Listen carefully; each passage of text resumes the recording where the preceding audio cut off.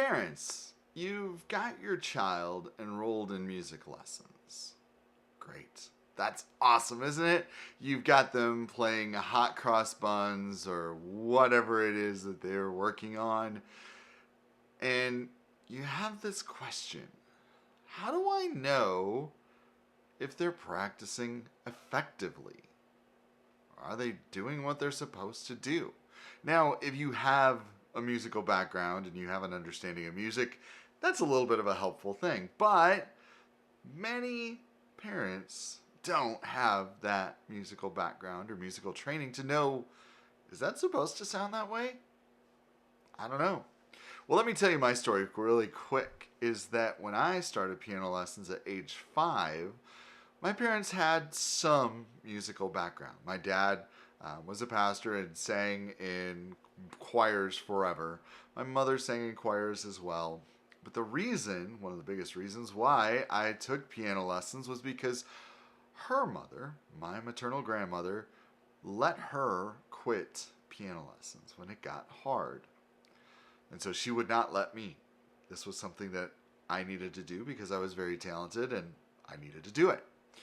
So she was making me practice. And so what she would do is every evening, because we didn't have a dishwasher, she would hand wash the dishes and she would say, Craig, I want to hear you practice while I do the dishes.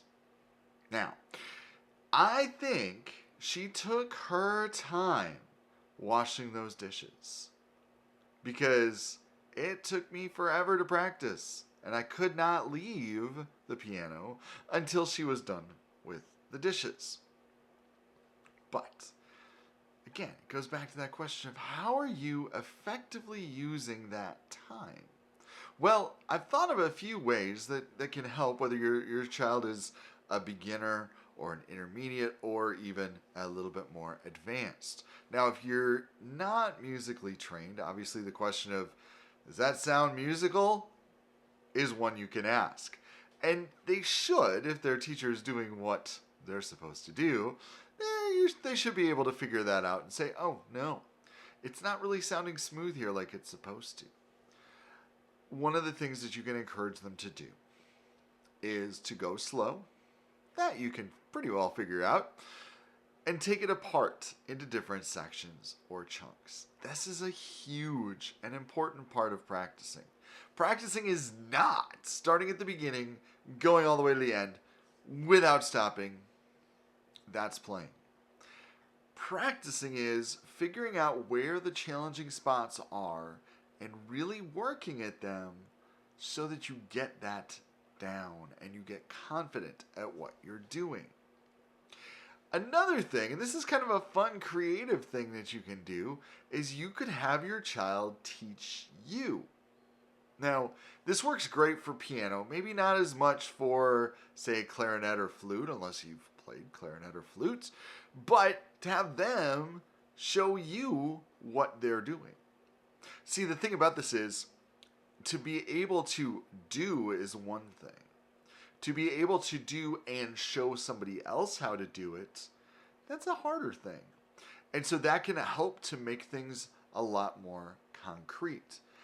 Once I started teaching music, that was one of the things that I learned very quickly, was taking these concepts that I knew and had known for basically my entire life since I was 5 years old, and trying to put them in terminology and ways to explain it so that others who weren't me, who didn't know these things, could do, was difficult. But once I got the hang of it and got experience with it, it was easy. So it also then helped me to become better at what I was doing when I was playing. So there's that aspect of it as well. And of course, I think one of the biggest things you can do is encourage them to give you a concert, right? Or giving them opportunities for concerts for families. Giving them those opportunities to perform. And it doesn't have to be anything big and formal, but just saying, hey, let's all gather together and hear this song. And there you go. Or it doesn't even have to be that. It can be just, hey, let me hear what you're doing. I think that's a super important thing, because being able to encourage your child when it comes to practice is such an important thing.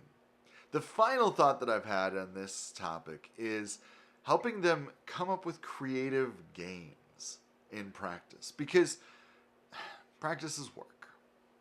When we're doing chores around the house, right, we typically will put on music or our favorite TV show or something like that, right? We have something there to serve as a distraction or a little extra something, or say, hey, if I get this project done, I'll do this or do that, right?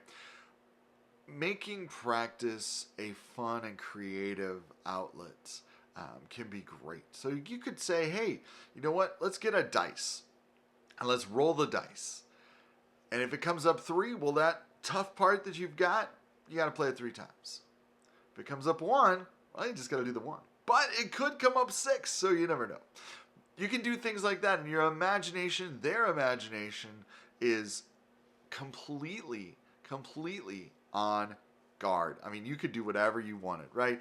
So it's a fun thing, and you can then encourage them as well to figure out how they can be creative too. So these are just a few of the ideas and examples to help your child practice effectively. One of the best things overall is to break up that focus into different sections. Sitting down and practicing for 45 minutes in one stretch is a lot. Just physically, mentally, it's a lot. So what if you broke it up into 3 different 15-minute sections throughout the day?